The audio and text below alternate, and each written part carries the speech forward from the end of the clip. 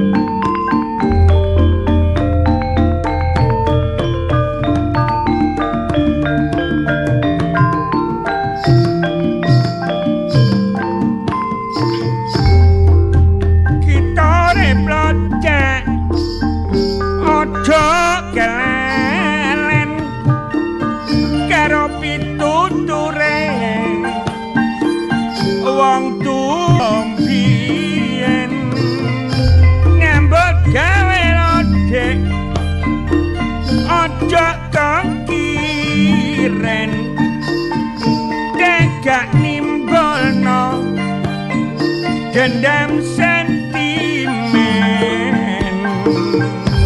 pancene gak biyen gak yo gak saniki pancen ana wong duwe sifat iri dendam sentimen gak drengkilan serai sing ditiru danyang Juno karo Sengkuni apa maneh cak delok situasine jaman nek kepingin maju kudu wani tantangan samubarang tumindak lodek kudu mawa hitungan ojo nyebal lodek teko penatan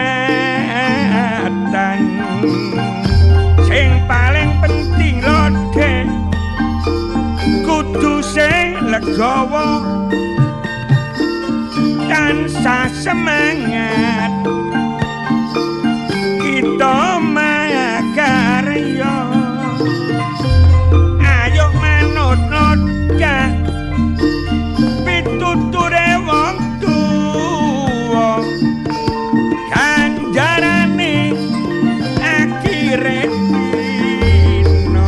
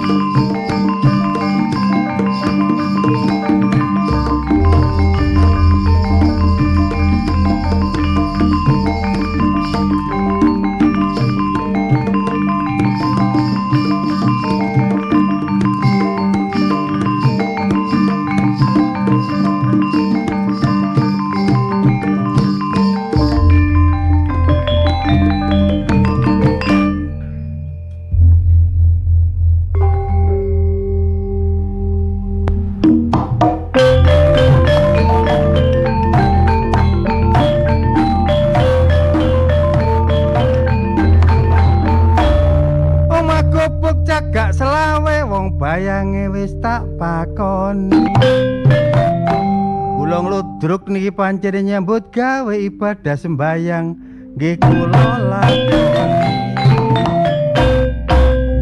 kanggo sangune besok tembe mburi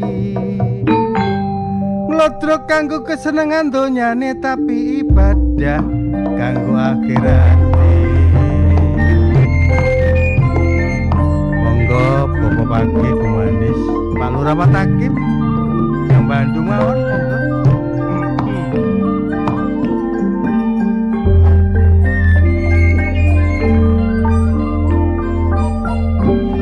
siapa bisa menggulung tenda digulung digelar-gelar lagi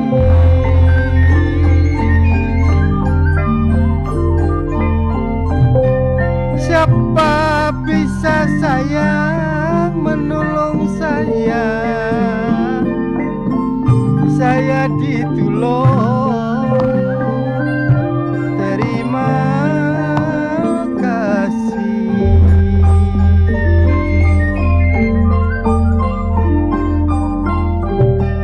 siapa bilang hujan tak basah pasar malam di pinggir kali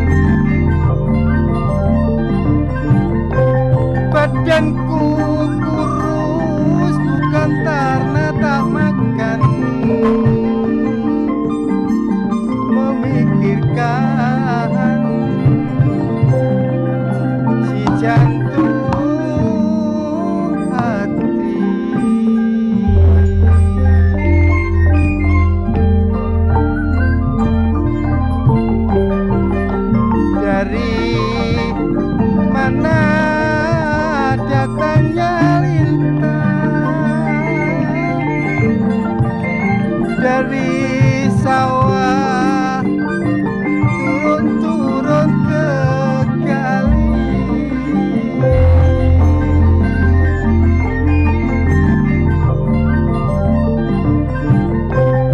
Dari mana sayang datang-datangnya cinta,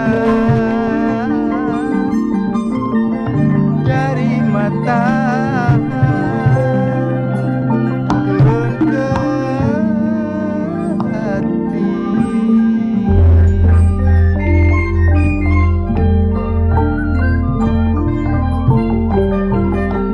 Kalau ada sumur di ladang, boleh kita menumpang mandi.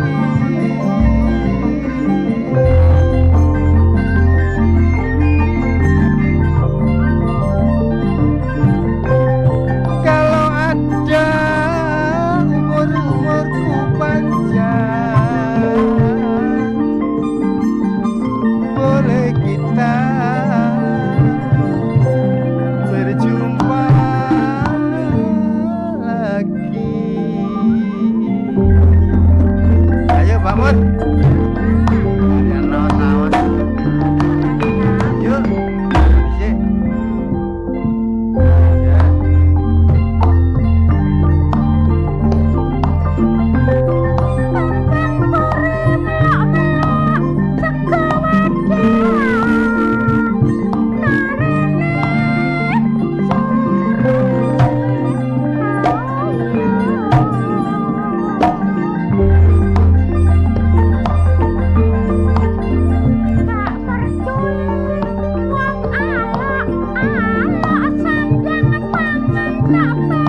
Ya Mbak Mur.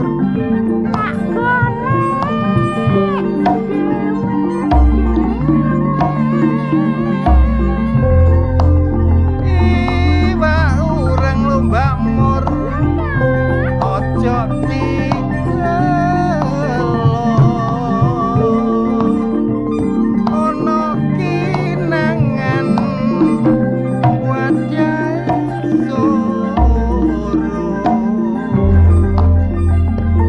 lan jamu kurang lumur kiati. Ojo ngersulo,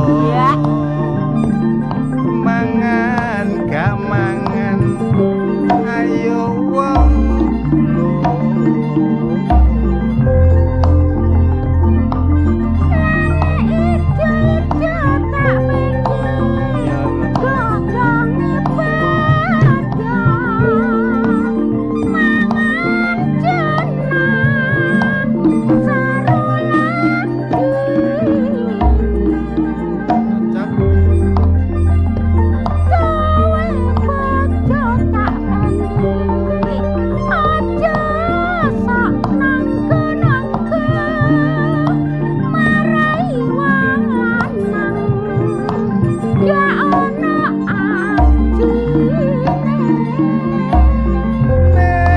Dodok sumur lo Pak Mur,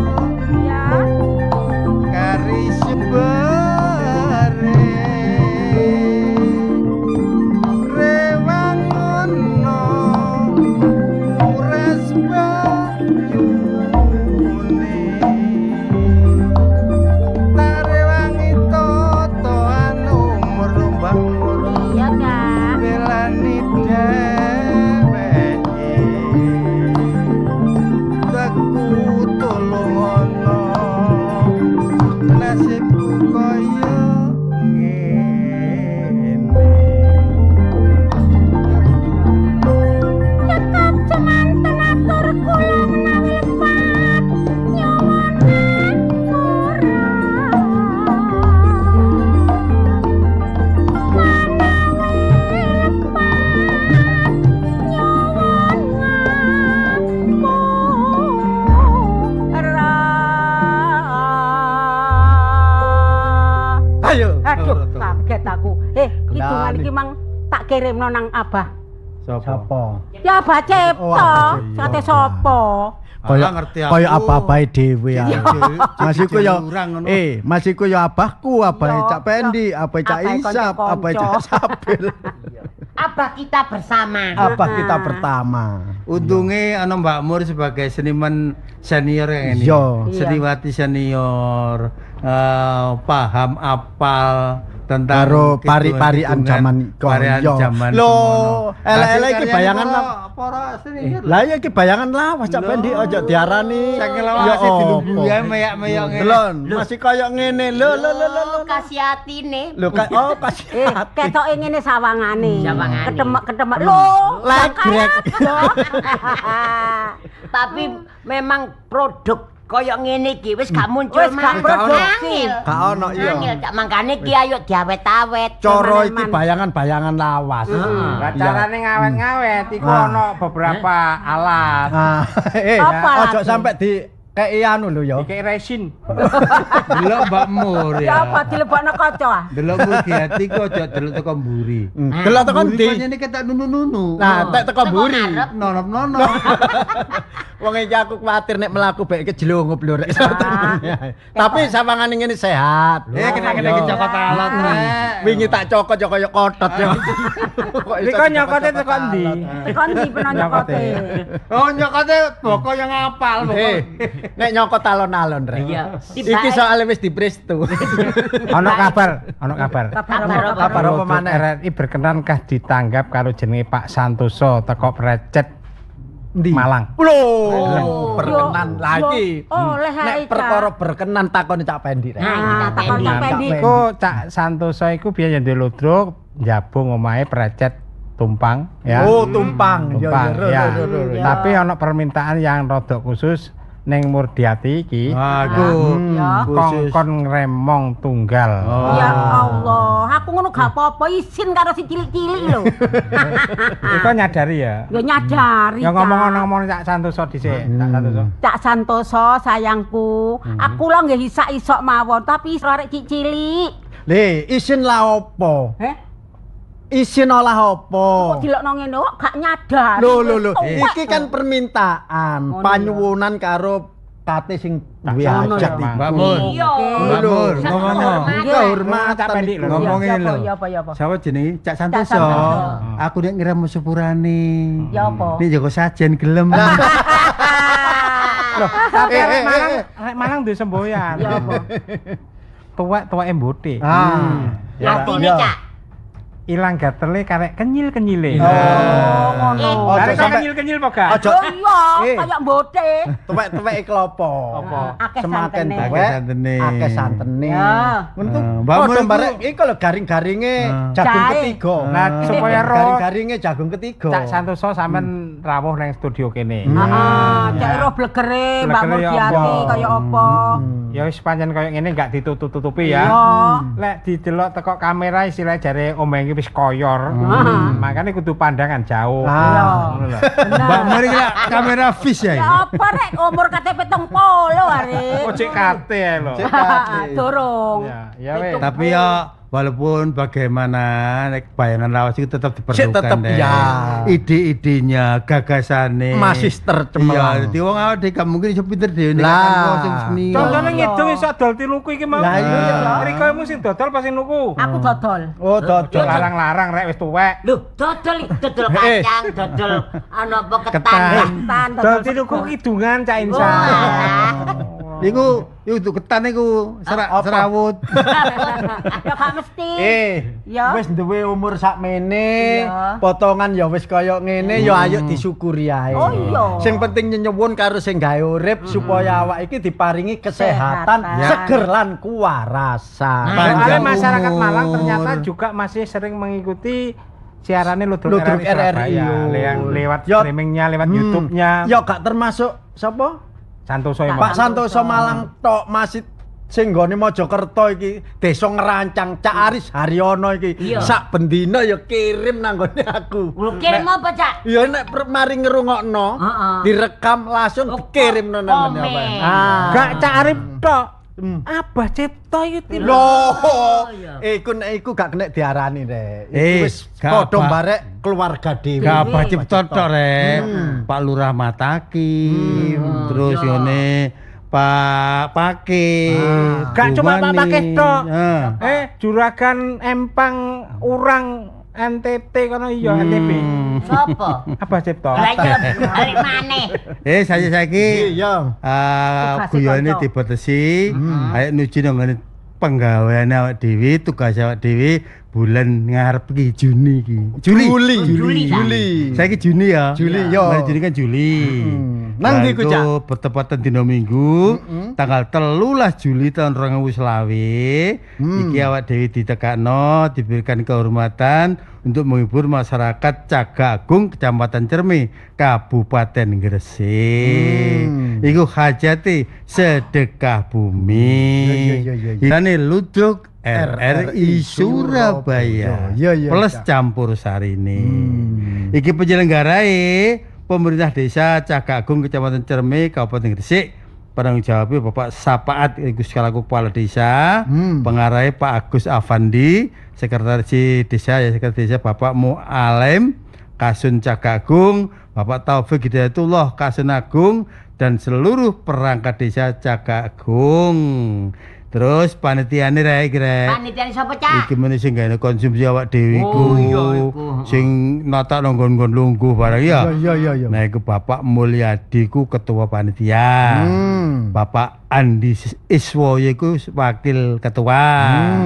Sekretarisnya Bapak Rendra ya. Terus pembagian acara Bapak Husul Fuad dan Bapak Heri Waluyo. Iku mang sing ana nggone desa Cagak Cagak Agung Cermi Kabupaten Gresik. Lah terus blender nang tanggal 28 September. Ngidul titik kadoh Cermi boboh terus bebungitan titik terus belok ngidul. Nah, ngene Desa Made, Kecamatan Sambi Kerep ya termasuk kota Surabaya. Ngadiin Surabaya. Iku hajate sedekah bumi padha ae rek. Hajate sedekah bumi iku Pak Lurai asmane Bapak Widodo. Ya ketua panitia Pak Joko Sutaman, wakile Pak Mariono, sekretaris Pak Kamat, bendahara Pak Parjo, si keseniane Pak Suwoto. Didukung oleh seluruh masyarakat Desa Made Sambi Kerep Surabaya. Jelali 28 September. Termasuk masyarakatnya kompak ya. Oh, kompak. tugase kanca-kanca rek iku mang. Tapi ojo lali semboyane. penting. Sekali di udara tetap di udara. NKRI harga mati. Pro 4 RRI Suara Budaya Surabaya.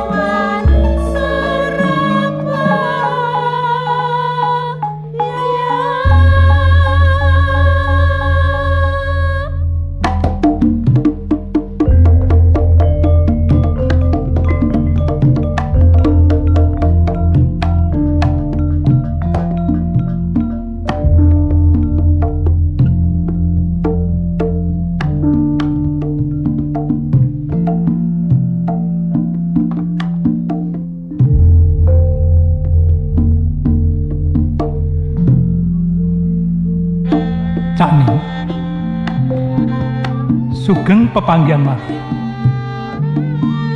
kalian siaran ludruk RRI Surabaya.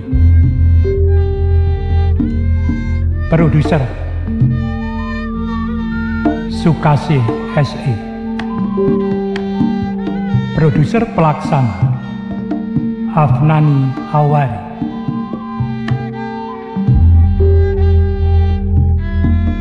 Ketua Ning Purbandari. Operator Cak Isna. Ide cerita Cak Insya. Sutradara Cak Haryanto. Dalu niki ndak melampahi Anak Durhaka seri kali talam. Konco-konco ingkang nampi dapuan sampun sami siyaga kados Palasta dipun lampahaken Cak Haryanto.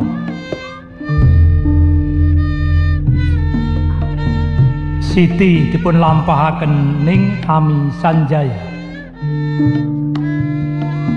Cak Sabil dalu niki dados Sutarno. Lia dipun lampahaken Ning Wiwi. Dene Dirman dipun lampahaken Cak Pendi. Bu Dirman dipun lampahaken Ning Murgiati. Edi dipun lampahaken Cak Hengki Kusuma. Cak Kusnan dalu niki dados Jamal. Supri dipun lampahaken Cak Insya. Derek-derek sedaya. Siaran dalu niki kairing kumandange gongso Kiai Macan Putih. Kita saking studio ngaturaken sugeng dalu lan sugeng midhangetaken. Sumangga.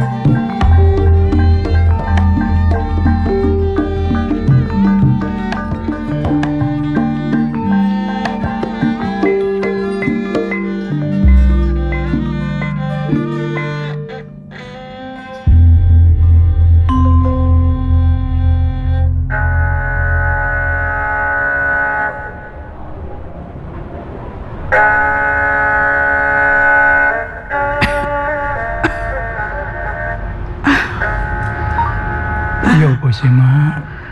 Pak. Awakmu tambah suwi tambah entek tambah kuru. Iki jam piro iki, Pak? Lapo sih? Takon jam bareng iku. Arek kan sing mrene ta, Pak? Gurung ono sing mrene. Kapan iku ya tak bel tak kandhani. Nek menoloro tapi ngomong sik repot, engko nek wis senggang-senggang jirene kate mrene. Terus senggange iku kapan? Kok ya wis ngene lho, Mas. Pancene arek-arek iki gak eling barek wong tuwa. Wis diikhlasno ae didongakno. Muga-muga iki arek-arek iki sadar nek sing duwe wong tuwa. Terus ngene terus ya opo sih, Mak? Tandalku iki benakno, Pak. Ya kene tak benakno kene. Rada mbunjuk ngene lho, Mak. Nah. Kok tambah suwit. Awake tambah anyep koyo ngene lek bojoku. Dodoku sesek rasane, Pak. Di seko banyu anget ta. Wis gak usah, wis, Pak. Wis, Kene tak pijet di sikil. percuma. Kok tambah anyep kabeh ini sikil. Kemulono aku, Pak. Iya tak gosok minyak kayu putih iki ae. Cara anget delamaan iki lho, Mak. Iya. Adem, Pak. Ras adem aku kaduen. Kadang ya tak kemuli gini. Kurang tak kemuli iki. Iya. Ya Allah, kok kados ngeten bojo kula termasuk.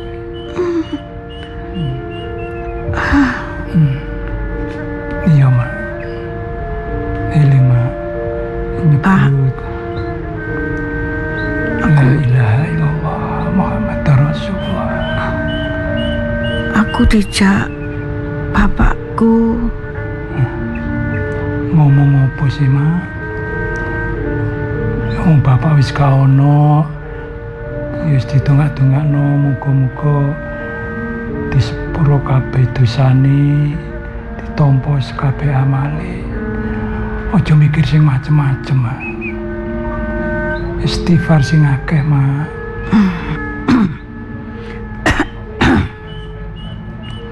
Ya Allah.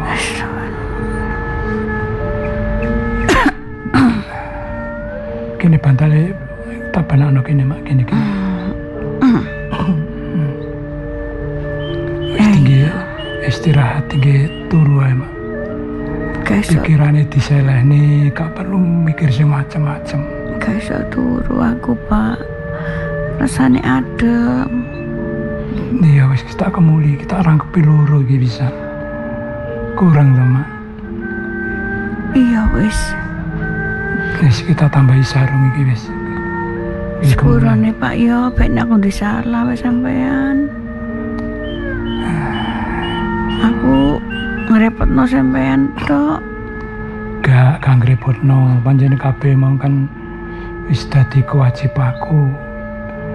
Aku dadi wong lanang kudune ya ngramut barek wong wedok. Ya aku njaluk sepuro sadurunge. Selama iki aku gak tau ngenakno. Tapi tambah gawe susah. Gak, Pak. Sampeyan gak salah. Aku sing salah. Enggak, Mak. Aku gak iso. Sampeyan gak salah. Gak iso ngopeni sampean, gak iso nyiapno mangan, gak Gak iso. apa-apa. Pancen keadaan sampean loro sing kaya ngene. Wis gak usah mikir sing macem-macem, Mak ya. Wis.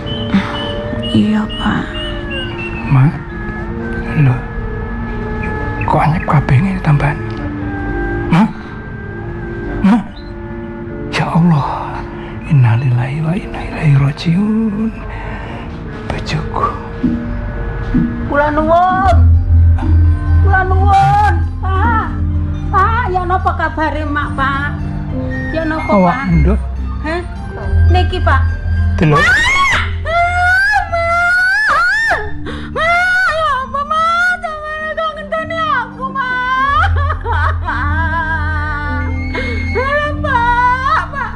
Bojoku kula tak jak mrene welen ayo Pak. Dulur-dulur yo tak jarene welen kabeh, Pak. Mak. Awakmu percuma nangis, Nduk. Makmu wis gak ono. Ayo, Mak. Kok getun, Pak? Enggak ro, Mak. Assalamualaikum. Waalaikumsalam. Dik, Iki Ning. ning wis gak ono, Dik. Innalillahi wa inna ilaihi rajiun. Pak. Kapan kono iki? Sik tas iki mau. Niki awake jek Iki rodok. sampean wis laporan anu. RT mbek Mudine? Ya durung, Dik. Ya wis ning ngono aku ae sing ngurusi kabeh iki. Nggih, Man, tolong, Man. Lah kok cetas rene apa? Nggih. Bojo kalih cacak kula jak mriki gegeran. Saiki nangis. Kula rene dhewe. Nangis. Nggih. Asep Man, sepurane. sepurane. kula niki jenenge duwe bojo, duwe dulur, dijak kan sing gelem budal welehan ae. Tapi lek kudune mikir sih wong iki ya makmu dhewe. Nggih, kula pun mikir, Mas. Awakmu ku anake ngono. Nek niki kula nggih kesel karo. Cak, sing tabah ya, Cak ya. Iya, Dik. Wis gak usah susah-susah. Iki wis ginaris. Iya. Ya ta? Awak dhewe ya bakal antri. Tapi ngene iki aku rumangsa getun. Pak. Keadaan bojoku wis lara suwe. Tapi anak-anak gak ono sing ngerti barek wong tuwa. Perlu diikhlas. Nggih, Pak, sepurane, Pak. Nek ndelok lorone ning koyo ngene iki suwe. Kudu diikhlas. Mergo lek gak ngono ning kesiksa. Iya. Aku gak perlu nyalakno sapa-sapa, cuman kadang-kadang aku mikir ya. Kok cek kebacuti anak-anak. Anak-anak penuh, Cak. Yo kabeh iku mau mbok menawa sing salah aku, Dik. Loh, gak. Aku gak iso ndidik anakku. Anakku dadi koyo ngono kabeh. Punten, Pak. Cak. Sepunane, Pak. Anak lak kudu ndelok ya iso mikir. Ndelok kanane wong tuane kok ini digawa nang rumah sakit ta. Nek gak mampu nang rumah sakit yo saiki kan pemerintah ku ana program. Nggih, nggih, Mas. Ojo gagih ae.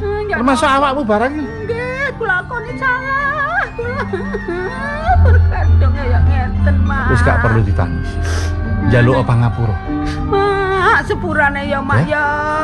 Sepurane, Mas, sing akeh aku sing Cak, salah. sampean gak usah Mak. kupu-kupu, talilan 7 dinane engko biayane tuku aku kabeh. Ya. Terus Yo matur nuwun, Dik. lho, salah Cak. Anak-anakku gak ono sing Jawa tapi dulurku sing ngerti. Parno gak mrene. Gak ono Durung sing ya? mrene. Durung krungu paling ya wis. Kok tak kandhanan. Iya. Aku tak laporan, terus tak ngurus nang ngene pemakaman. Nggih, nggih, Ya ta? Mas, nggih. Aku yo njaluk sepuro. Mbok menawa Mbak Yumu ndek salah barek awakmu, Dik ya. Gak ono salah. Gak ono salah Nisa. Gak ono salah. Ya pancen awak dhewe gak ono sih jenenge menungso sing sempurna. Iya. Kula tak tuku kembang nggih, Pak nggih. Wis gak usah. Awak menang kene ngurusi. Ya, Kula nggo mak kula nggih. tungguin. Nggih. Ya. Paman ae sing Kula budal. wacane Yasin. Iya. Alamat. Aku tak budal sini. Iya, Tak Dik. kandung nang RT, nang Mudin ya ta. Iya, aku njaluk tulung barek awakmu, Dik. Nang kakean iki disuceni ya ta. Nggih. Terus tak langsung tak bablas ngene makan. Oh ngono. Iya. Heeh. Ya. Iya, Wis tak tinggal nuwun, ya. Dik. Nggih, nggih, Assalamualaikum. Man.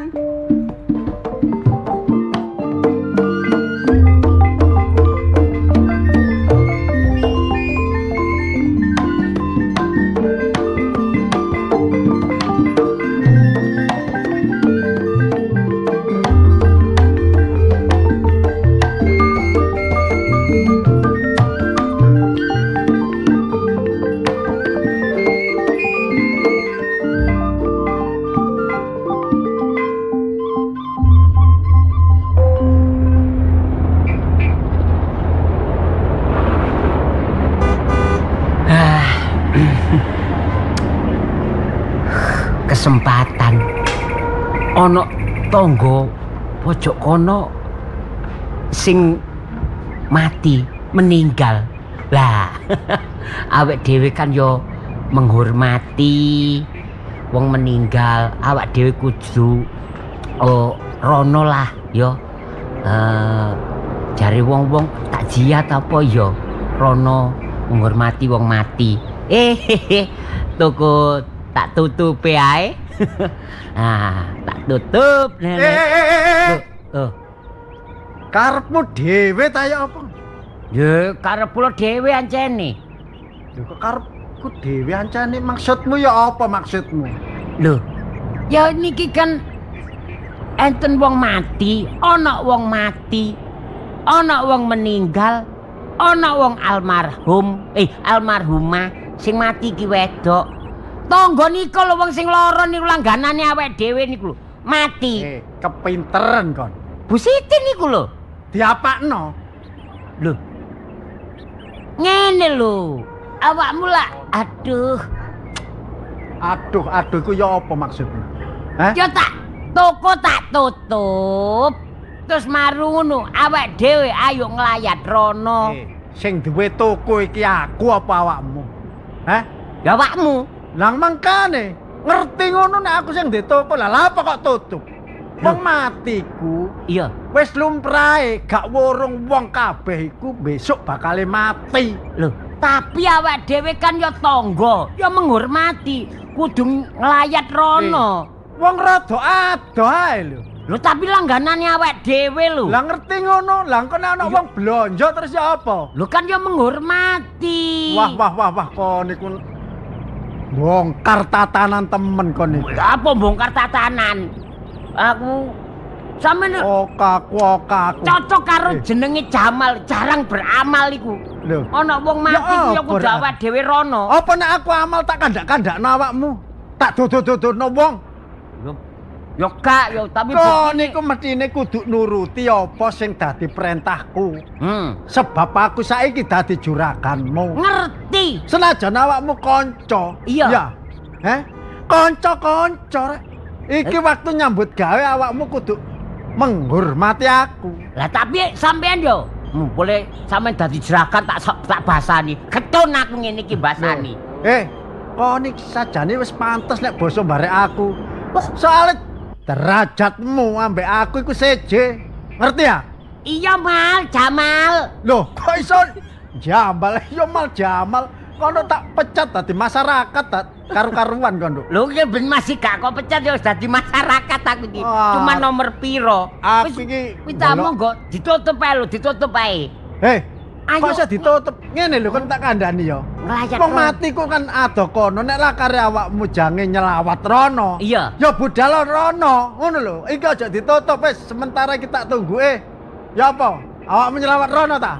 Lho nggih kono lho nek kono kesandung ta. Soale kula nek kenal, kula niki akrab karo wong sing Bu Siti sing mati iku. Nek kula gak mboten nglayat rono, seneng nek aku kok bengi-bengi. Oh, iku ya pikiranmu dhewe ae kaya ngene iku. Aku mati kon gak moro ri, ngono napa? Iku jenenge awakmu golek kesempatan supaya gak kerja dina iki.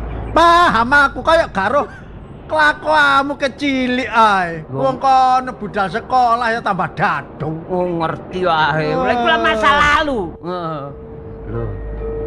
Lho, kula pun enten kemung kok lho. Pun kemung iki kok bal-bal. Ana wong blonjo iku lho, wong ana bal ngarep kok iso. Kula niki kait wau niku ngadeg teng mriki sampai kula bel sampean. Lho, sampeyan iki karepe lha apa? Blonjo. Lho, ngene iki. Ana wong blonjo, kok anu kok tutup? Ya apa? Gak rugi awak dhewe. Gak noleh wong loro cok ruwame karepe dhewe. Sepurane kula tasih gegeran kali jeragan kula niki lho. Nggih. Gara-gara kula badhe nglayat tiyang sing mak kula. Nggih. Lho, mak sampean? Kula anake nomor 2. Lho. Ya, ngene iki. Umpama kok tutup terus wong iki gak iso blonjo rene. Terus sing digawe ubur apene nang omah apa? Lho gak blonjo iki. Wong iki nyusul aku. Nyusul aku kegantengen nang ngene. Kula blonjo. Oh, krungu kupingmu. Blonjo. Kula blonjo. Ngono diladeni kono apa? Sakniki butuh teh kula. Kalih niku napa? Cemil-cemilan damel tahlilan. Nggih ngeten niki lak ampun yang melekan ken bengi. Niki lak semi minimarket ta. Dadi sampean niku sampean mele-mele dhewe, mangke kula tutule ditotal. Oh, totali. Kon niku ngedoli wong iku sing apik, sing ramah, nduduhno kesopananmu. Nggih, Pun. Ngono ngedek-ngedek. Kula kelompokno niki. Pun sampean total mriki. Nggih, sampean kelompokno. Nah, niku ampun sampean hitung dhewe. Pun. Hati-hati sampean niki jeragane jahat. Nggih. Ojo buka wade. Wah, niku wis cukup ambek awakmu tok ae. Oh, niku gak pisan gak pindho tibake awakmu. Ngomong sak karepe dhewe. Ngene iki aku sangkakno jahat temen. Wong kabeh liwat kok kandhani. Wong laku rono kok kandhani aku jahat. Wong kabeh kok tandane aku jahat. Terus aku iki dadi apa terusan? Nek omonganmu tambah kaya ngono iki. Ya dadi wong jahat. Pun nek kere-keran rezeki kene ado. Nggih, bener niku nggih.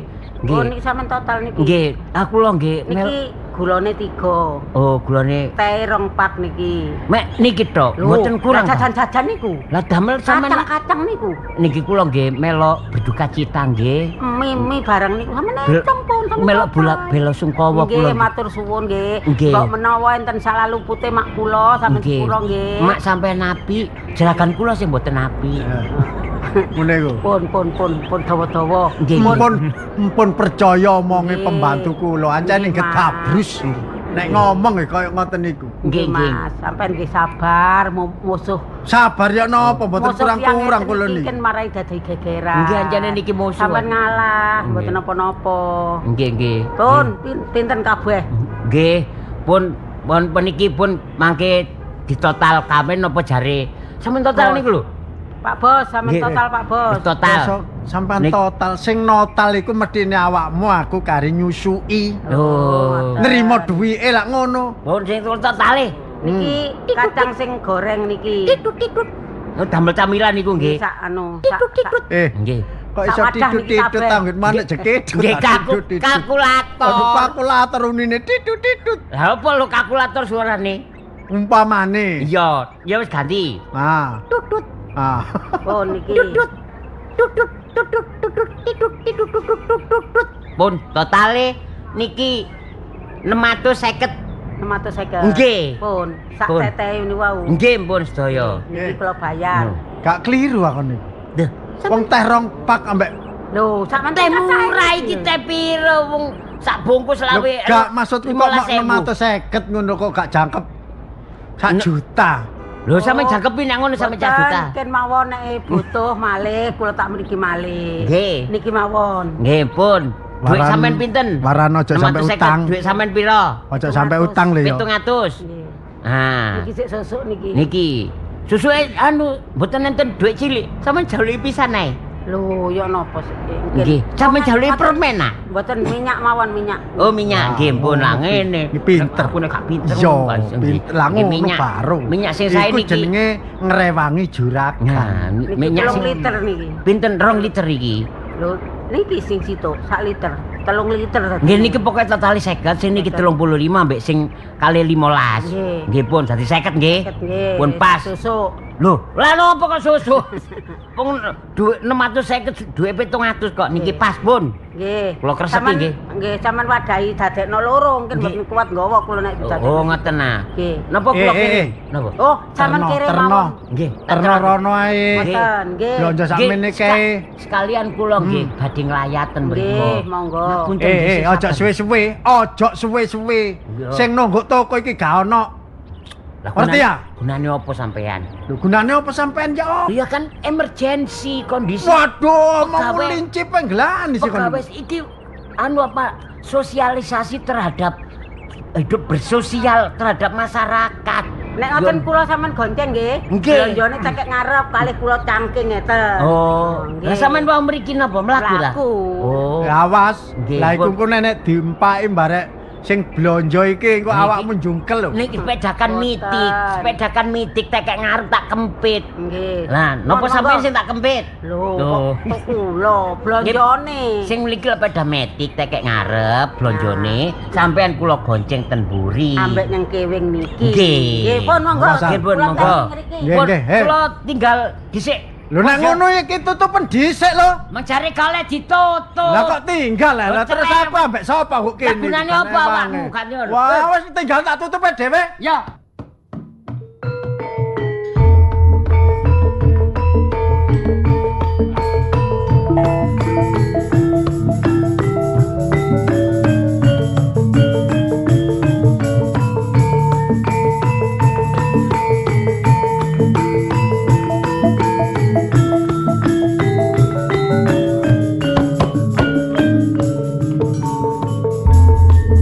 Wong yen lagi gandrung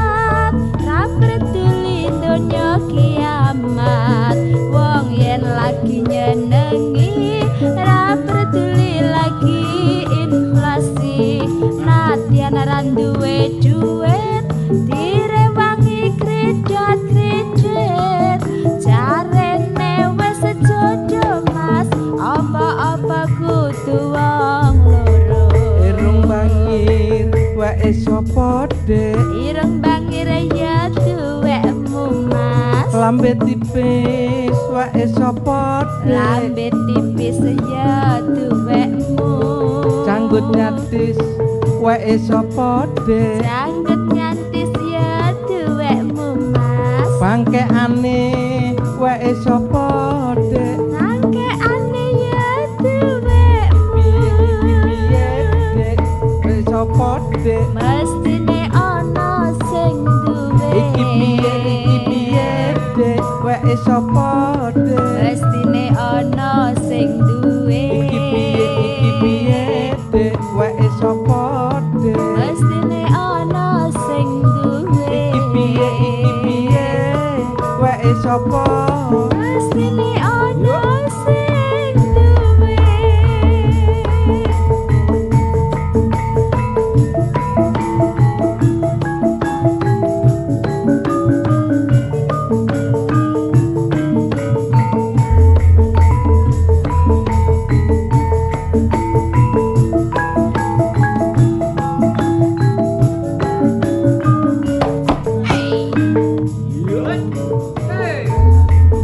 Wong yen lagi gandreng Mas ora peduli mledose gunung. Wong yen lagi naksir ora peduli yen perang nuklir.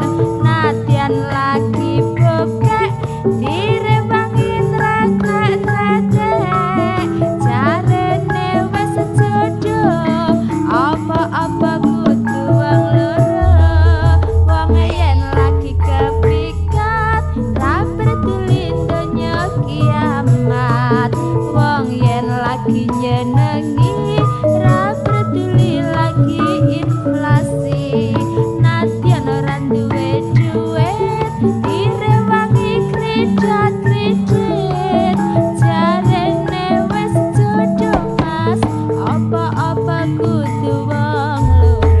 Irung bangir wae sapa Dek. Ireng bangir ya duwekmu Mas. Lambe tipis wae sapa Dek. Lambe tipis ya duwekmu.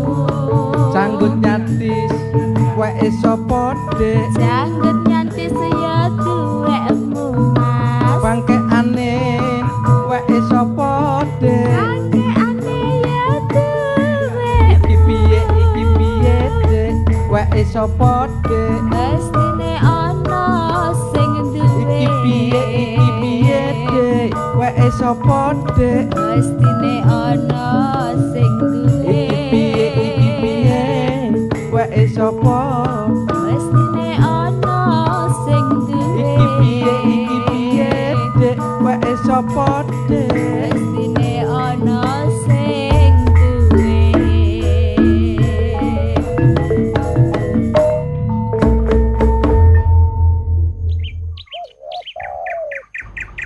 Jenenge wong apes ya gak kena sakmono iki engko lek ro bojoku tambah gak karo-karoan. Ya opo rek aku ya pancen kepikiran ya jenenge wong tuwa loro kok seorang anak gak gelem teko lek ya digunem barek tangga-tangga. Siapa wis pancen nasibku iki. Iki tak sekedar tak nek gak tak go ning bengkel ya jelas ketok iki lek mari nopo sing ya pancen aku gak konsentrasi kok. Walah sembuh wis. Ya apa? Kena apa? Montore iki lho. Apa, Dik? Mobilnya kena apa iki kok sampe jenggelengi ngene iki? Kena apa sih? Ya, Nontoni. tak bersen. Aja ditentengi. Tak berseni, Dik. Diberseni apa sih nontone? Saya minggiro. Sih. Iki sampe liwat kono ya. Apa liwat ndi? Sebelah iki. Iki sik nyimpang sih aku nontoni lah kok ditentengi anak aku. Enggak, iki lho. Bersih apa? Tak coba tak. Kena apa? Tak miring. Mobilnya kena apa? Anu Kenapa? diserempet. Anu apa? Si Kayak gini iki aduh. gak lido ah. Orang mari. Gak lido. Kayak diserempet kayak ngene aduh ya apa sih Mas? Sampean ku jarane super surasa, jare jos. Apa? Iya, Sampean iku. aduh ya wis kebelan. Namanya sampean iku dak. Aku sampe gopo kabeh iki ya apa Mas iki lho. Aduh. Wes. Sampean kebacut sampean sampean kuwi apa sih? Heh? Ngene lho jenenge wong apa sih? Ngono dadi wong lanang kok sombong-sombong nek ngomong. Buktine saiki apa? Mobil sampean serempet kok ngene iki lho. Iki pira iki nang bengkel iki sak sreten wis pira iki? Hitungane wis totalane seketok. Aduh, ya apa? Kula nuwun Lambe. Batu sampean niku. Assalamualaikum. Waalaikumsalam. Loh, Nuwun. Om. Kok rame apa? Adi, anu latihan drama. Latihan drama. Latihan drama 17-an iki lho. Aja guyon. Lah iki lho man, delokan man. Apa? Mobil iki lho diserempetno ambek Mas. Aduh, Sik Mas talah. Mergo cicilan durung mari man. Sopo wong sing gelem blai sih? Ngene lho. Wong perkara mobil. Lho gak masalah sakjane man. Lho lah ya. Sumbunge Mas Tarno iku sumbunge gak ilok nek. Sumbung apa? Jarine aku iki sopir sing jos, sopir dundeng, sopir Suroso. Nek perkara ngene kecil, dadake ngene iki apa mobil iki diserempetno kaya ngene. Aku duduk Suroso, Lia. Aku Sutarno kok Aku tak ngomong ya. Ponakanku aku percaya gak tau ndirasa sumbung. Aku mrene iki ana perlu nih pancen. Aku takon. Gawekno ngombe. Wis gak usah ngombe. Wis. Kita Om. Bener. Gak usah ngombe. Bojoku lek nyeluk Om ya paman ya. Wis gak apa-apa. Paman karo padha ae. Sik anu ngenten Om sik tak apa? Tak tukokno nang toko. Wis gak usah. Wis gak usah. Gak usah. Kan model. Aku mrene mek kepengin ro Lho, niku mlebu keadaanmu. wonten teras ngeten. Terus aku takon. Nggih, tapi nggih. Sak suwene makmu lara awakmu tau nyambangi makmu apa gak? Jawaben. Nggih, ya tak nate Om. Nate apane? Nate rencana jang mriko. Rencana. Nggih. Anak model apa awak? Lho. Nggih. Ya apa sih? Maratuamu lara lho awakmu gak nyambangi ya apa sih Lia? Nggih Mas niku. Kok mboten semerap iki lho? Nggih Mas Tarno kan yugane. Lho lah ya. Masa kula ngerti nek mboten diwarai Mas Tarno. Awakmu wis ngomong karo bojomu. Ngenten kula tak jujur nggih. Jujur Jenengan apa perkara? Sampai terjadi salah paham nggih. Kula sakderenge nyuwun ngapura, nyuwun sepura. Apa? Pancen jujur mak kula sakit niku kula pun ngertos. Tapi nggih niki bojo kula niki sing gak oleh. Kula aja sampang kula beterangsal. Iya. Wedok disalahno ku lho. Wis ta Dik meneng sithik talah. Aja ngono sampean niku. Aja Iya. ngelek-ngelekno bojo. Tapi nyatane lek gelem ponakanku Tarno dadi bojomu ya kudu gelem wong tuane. Lho sampun, Man, sampun nang kene sampean. Isin awakmu ndelok kondisine maratuamu. Wong gak duwe melarat. Aku yo duwe harga diri lho. Aku sebagai pimpinan rumah tangga termasuk presiden rumah tangga. Mumpung ono pamane ya ono omku tak temenan. Wadul. Yo gak wadul. Awakmu gak iso mimpin bojomu lho ta, Tarno. Niku kebat klewat Om, kebat klewat kula jane. Gak iso ngekei pengertian. Mboten cuma pengertian pun kula kei buku nih sak menten kula kan melajari rumah tangga yang sakinah mawadah dan rahmah. Tugase wong wedok ya napa, tugase wong lanang napa niku malah digridak nih mboten diwaca. Kula lek ngomong sak kecap niku beberapa kecap. Mas, ojo keterlaluan ya sampean mbek aku ya. Lia. Aku mrene nggawa kabar. Nggih kabar napa? Wis krungu apa durung? Mboten. Makmu wis almarhumah. Innalillahi. Gak usah nangis. Makku. Saestu ta manik. Mati makmu wisan. Mak. Ya apa ngene? Oh ya, sampean lak wis tak warah. Tak balak-balik tak ayo Mas nyambangi ibu. Lambemu lames. Nyatane winginane kon tak jak nyambangi mak. Alasanmu akeh. Saiki wis emak temekane pati kene. Sampeyan ngomong ngono ngajak Oh, ngono. Pancen kebacut awakmu. Sampeyan Mas, Iya. repot ngono lho. Pas repot Mas. Wis gak ono alasan repot. Kanggo wong tuwa iku diutamakno. Nggih sakjane ngoten. Nek wis saiki Kula tak budal. Kula tak budal ta mriko. Kula tak budal. Kate mlayu sampean, Iya mbak sepeda ta mbak kendaraan iki mbak mobil iki. Tapi mobil kok ngene lho. Mbok dadi anak wis berbakti karo wong tuwa tenarno. Le, ya opo sih awakmu le? Kula njaluk sepuro. Delok makmu lara kok ngono wis tahun-tahunan. Mbok duwe pikiran. Wong sorry ya, sepurane ya. Keadaanmu lak ya cukup sih. Nglebono nang rumah sakit wong tuamu mosok gak iso. Nggih, Om. Paman gak pamer lho ya. Benulan iku sing jatah bapakmu karo makmu sing almarhumah iku paman. Nggih. Kula nyuwun sepura. Nggih niku sampean tutur. Bojo kula niku sampean tuturi. Sik nang ibu ya. Tapi kok iki sik ampirno nang bengkel sik lho mobil. Sepurane lho Tarno ya. Nggih. Urusan mobil nomor 17. Sepurane Tarno. Lajeng anak gak berbakti karo wong tua iki. Nyonggo dosa gedhe. Nggih. Kula rumaos kat. Kula niki dados beban pikiran kali beban napa durung iso anakku bales budine wong tua, jasane wong tua durung iso. Mergo kula kepikiran dos pundi mak saged waras tapi kula mboten saged sambang mriku. Awakmu gak mampu mergo bojomu sing larang, ngono. Sak lentune menika kula mboten konsentrasi terus niku kula dipun serempet kalih tiyang dadosipun nggih mobil kula lecet ngeten iki. Nek awakmu wong loro gak njaluk pangapura nang ngene makame makmu. Mak, ya, Tarno njaluk sepura ya mak ya. Dek. Apa? Le. Nggih. Eling lho iki. Nggih, Om. Urip iku karma berjalan. Mun ngomong ngoten ta Om. Umpama iki tak walik. Nek awakmu duwe anak terus anakmu gak Jawa gak bakti karo awakmu iki apa rasane? Nggih. Kula nyadari sakniki Om. Sadar saiki. Nggih termasuk kula. Asep. Mun saja tak Om. Kula tak niku ayo wis Mas rono Mas. Kon ikhlas temen ta, Dik? Iya wis. Ikhlas temen. Wis iya ikhlas wis. Sadar Man. Menawi ngoten Om kula badhe iki menisan ana Om tak kandhak ya Dik ya. Lek wis mati kok nyekar nang kuburane mak. Nang pemakane mak, ayo dhewe istilah iku ojo lali.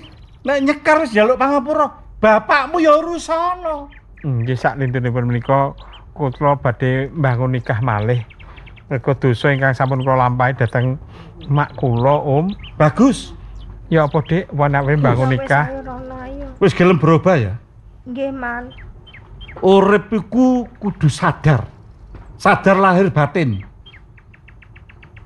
Gak wong urip ku nggawa ambisi kepengin ngene kepengin ngene. Gak ono tutuke. Nggih, Om. Ngono lho. Nggih. Iki wong tuwa lho. Nggih. Aku iki nangis kadang-kadang ndelokno ponakanku iki kok ngene iki ya apa sih? Lajeng bapak kahananipun pripun, Om? Bapakmu aku sing ngurusi. Matur suwun tak derengipun, Om. Tapi lek anak-anake gak gelem nyedhek nang ngene wong tuwa mesti kepikiran. Nek kepikiran susu ini ngenes. Nek ngenes penyakit teko. Nggih. Ayo mumpung jono bapak. Mumpung jono wong tuwa. Nggih. Dadi anak sing berbakti. Ya. Ayo, saiki mrono, budal. Nggih, monggo. Nggih. Gawe mobilku. Ayo.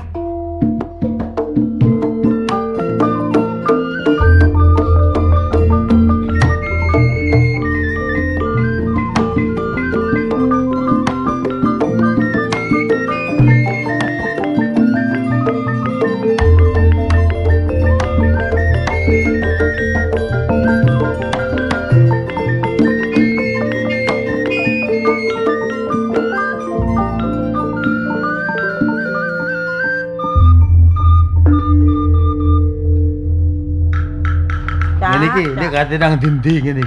Ya apa aku ngene. Da motor ilang. Duit 750 sing teko awakmu iki ya amblas. Syukur. Gak rela kon, gak ikhlas kon desa ngono. Buktine kok coba kon ikhlas duit iki kan tak jajan, tak gawe macam-macam. Sepeda motor ilang aku ya syukur. Sampeyan syukur kek gak iso keluyuran. Lah kon nang dindimune sing gonyeng sapa kon? Ngojek aku. Kepates sing kok ndek bojo ngojek iku. Wong sampean dijak sambang wong tuwa sampe gak ono, sampean gak gelem. Aku mbrosot dhewe budal dhewe. Wis karo pokoke celenganmu kari piro tukokno elek-elek daunter aku. Mah, tuku dhewe. Wirawiri. Sing penting saiki ngene, gelem ta sampean tak jak nyekar. Nyekar apa? Dauntere gak ono nyekar. Ya tukokno daunter dhisik kono ta nyekar. Nyewa. Aduh, wong kok ya nek mobil nyewa daunter gak ono. Ono. Wis ngene lho, dhuwitmu kok ono piro? Digateku sepeda motor elek-elek. Ayo nyekar. Nek gak kon tukokno sepeda motor aku mau nyekar, aku mau dhewe kok Dek, duit teko cacak 750 wis tak gawe blanja nok kono wis entek. Sing wekku dicopet wong Bapak 12. syukur. Enak wis. Syukur. Kapok wong kandhane dijak sambang wong tuwa. Kualat ambek makku. Alah, koyo ngerti kualat ta iki. Ya iya.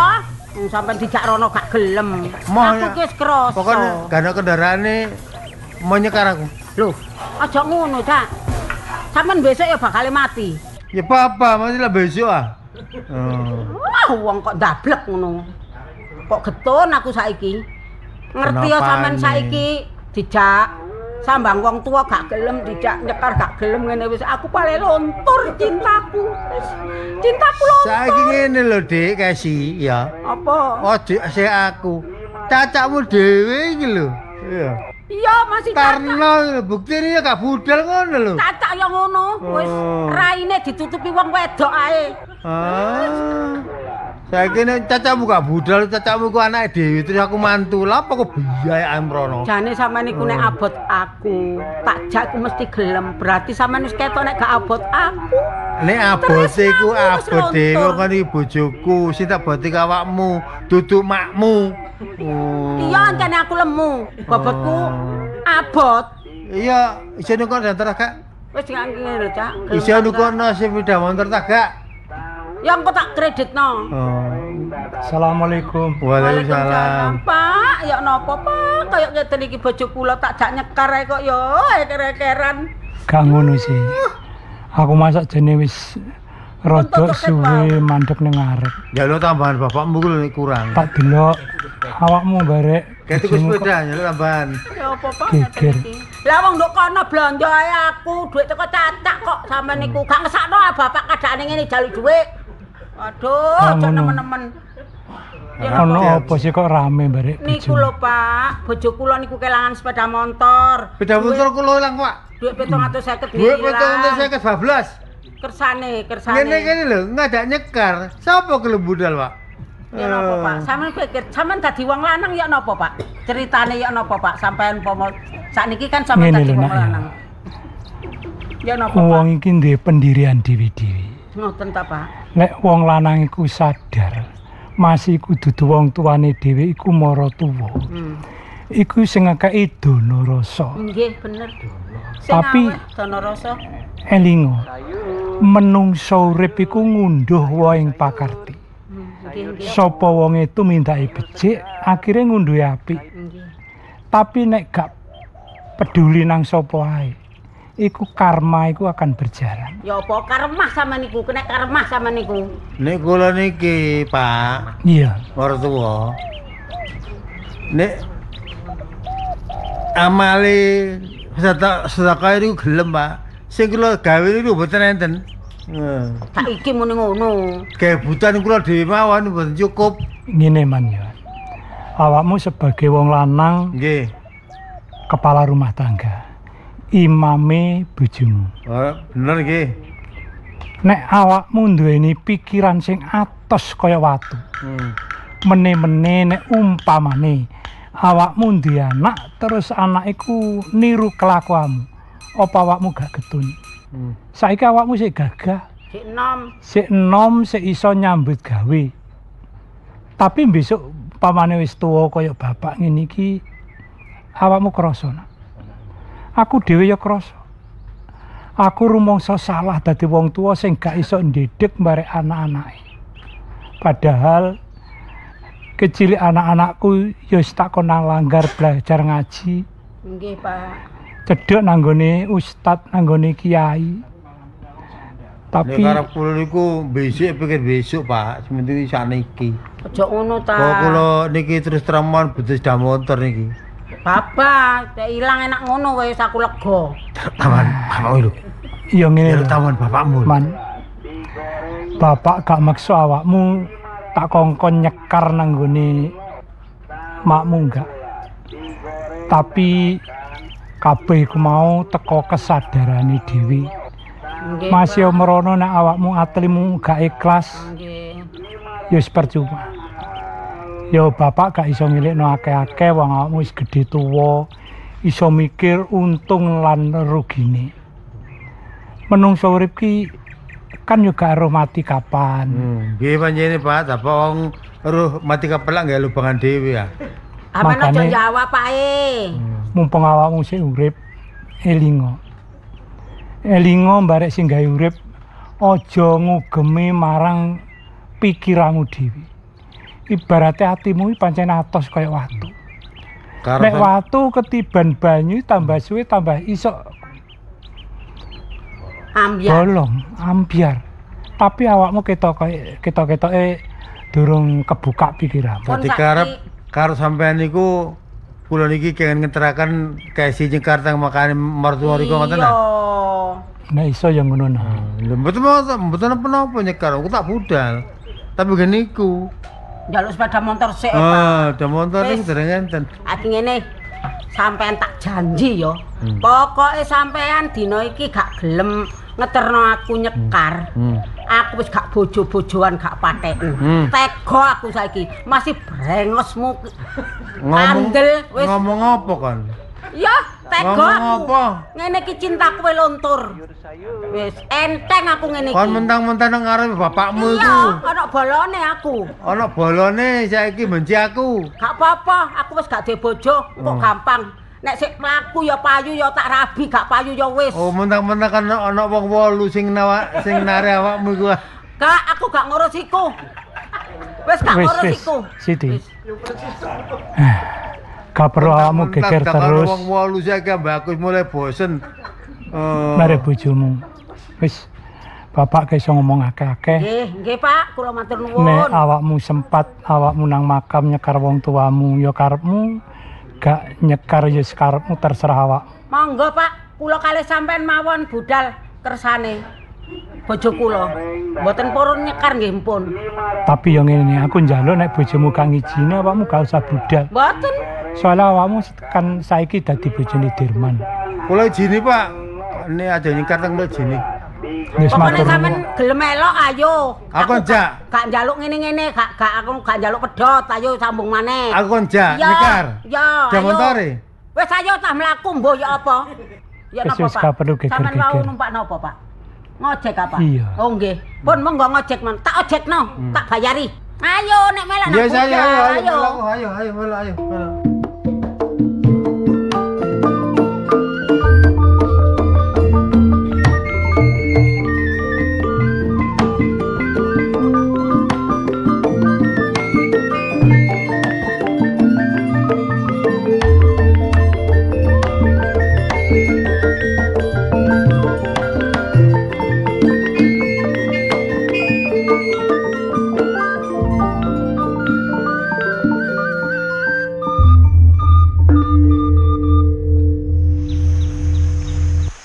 Sing dhisik dalane, Dik. Ya yuk kuburan kok cek rungkute kok ngene iki juru kuncine gak tau bersih-bersih ta ya opo sih? Kasih. Kuburan anyar iki lho, Cak. Ngarep sampean iku lho. Mangkane ta. Loh, iki ono kuburan anyar tapi lho kok ono Ya loro. memange akeh sukete. Tapi iki ono sing munduk anyar iki. Kok gak dikek tulisan sing genah ngono. Apane sih tulisan sing genah ya apa? Siti. Wes kae kula iki tulisane. Walah. Siti iki. Sing Siti binti Karso. Sing ndi? Oh, makam kene kok ngojeke mudhun kok waduh kono. Aku pun mlaku ngene iki. Waduh kok iki gak gelem. Oh, ngojeke digoreng lah enak. Wis ngene anu Wes iku lho Dik, cek mbek olahraga karepe. Ngene, Dirman ya, ketoke ngajine kan ya wis mumpuni, wis khatam Quran wis. Dirman, aku njaluk tulung sampean pimpin ya donga iki supaya luwih abdol, luwih mandi, luwih kusuk ngono lho. Ini aku memang donga gak mujarab rek. Engko tak kai sarine. Aku jahat. Engko tak bayar. Heeh. Wis tak ganti. Wis salah sampean. Dek, wiwitono Cak. Ayolah Dek. Sing tuwek. Tuwek. Ketok kene. Ya apa? Apa jero ati ae. Lho aja. Lho, gak apa-apa. Doa aku gak lihat berarti ngono. Berdoa mulai. Ngene iku lek. Iku jenenge Dek, iku jenenge gering. Tia. doa dalam hati. Wis tak lagi. Iya, tapi sing luwih abdol diucapkan iku kok emak neng jero kubur kene marem matine seneng ngono lho. Wacana Ya wis. Wong tuwa kuwi wacana Fatihah, wacana surat Al-Ikhlas, Al-Falaq, Al-Nas iki padha ae. Iya, tapi iya, kon sing sampean mimpin iku lebih marem mamak engko dening apa mantuku sing iku saiki wis gelem mimpin donga ndongakne kanggo maratuwa senajan duduk wong tuane dhewe ngono lho. Mulai loro dijak teko eker-ekeran gak gelem budal. Saiki nang kuburan eker-ekeran maneh. Ya Allah, ya Robi. Mulane. Ngapura ya Allah. Semenjak mak urip aku ora gak nyambangi. Saiki nyambangi nek kubure kon doa mah aku. Loh, iku Dek, bener ya sampean ndonga. Cek apa sih? Iku mang lho. Gak cak pun aja. Iya, Apa ya? Cak Tarno sampean. Ya sih. Biasa lek Doa aku gak keterima, Cak. Diterima, Cak. diterima gak iku urusane Gusti Allah. Dek, diterima sapa? Wis pokoke dungono ngono lho. Wis, ayo Wis, bareng-bareng. ayo. Ayo bareng-bareng. Al-Fatihah ya. Yo. Mana bapak Oh, lho. bapak tak. Leh, ayo sampean pimpin Al-Fatihah. Ono sing tuwek. Wong doa iku serana karo sing tuwa, aja sing enom. Terutama sing koyo Wis aku sing ngene engko pendak meneh tukokno kijingane iki diganti sing luwih apik, Man. Ya. Sapa sing nukokno? Sapa sing nukokno? Derman. Derman. Oh. Kan lha aku mari kelangan jamonter terus sing nglirone kok tuke jingan barang lho. Lho, Iku ngene. jenenge kuwalat awakmu, Dik. Ya gak apa-apa engko tak urune, Dik. Urunono iku. Derman, iya. Kenang. Tak uruni 10.000. Yo lho durung. Ojo medhit-medhit kok pancen wis mari dituturi Om. Oh, mesti nek kan ya kudu. Alah, ojo ngono lah Mas, iku sakit Pak. iku. Ngapunten Pak, monggo Pak niki kula sak dulu kok rame terus iki napa Pak? Kula janipun tobat lho sampean critane kaya ngoten niku wingi Pak. Istighfar nak. Iki nok makam. Nggih, Pak. Ganggone wong gegeran. Yo pas nak. Kon iku cilik tak gedhekne. Nek wis gedhe ngerti yo. Tapi yo opo sih kaya awakmu dhewe. Awakmu anak mbarep lanang pisan. Mestine kabeh ngene iki nek gegeran iki awakmu kan iso ngelikno barek dulurmu. Nggih, Masih Pak. Derman iku duluripe barek awakmu. Nggih niki pancen nggih mungkin ujiane kangge kula. Ya napa, Pak? Aku wis gak jagakno dongamu nanggone makmu. Nggih. Nek awakmu sadar kepingin dongakno. Nek awakmu gak gelem wis gak apa-apa. Gusti Allah iki Maha Murah Maha Asih. Maha ngerti. Ngapunten Pak. Kula wektu sak wonten kan medhidi. Kula nyalano bojo kula, nyalano sampeyan, nyalano Tarno, nyalano sinten mawon masalah emak niku. Barisan niki kula ketinggal makame emak kaya ngaten iki. Kula rumaos kedosan Pak. Kula rumaos kedosan, kula sadar nek kula sing kula lakoni niku salah. Nyuwun ngapunten Pak nggih. Pun kula melok jenengan mawon monggo pasrah. Derman yo ngene lho nak ya. Nggih. Menungso urip ning alam donya iki gak iso urip dhewe. Terus Pak. Kudune duwe rasa rumangsa mbarek sak padha-padha. Sebab menungso urip iki ibarate kaya roda. Kadang-kadang nok ndukur, kadang-kadang ngisor. Nggih Pak, nggih. Lek lagi ono ndukur awakmu aja seneng. Lek ora aja susah nemen-nemen. Nggih. Soale menungso urip iki isine diujo lan diuji. Lek diujo aja kakean guyu, tapi nek diuji aja kakean nangis. Ngoten apa? Nggih. Kula sadar Pak, kula tobat Pak, nggih. Derman.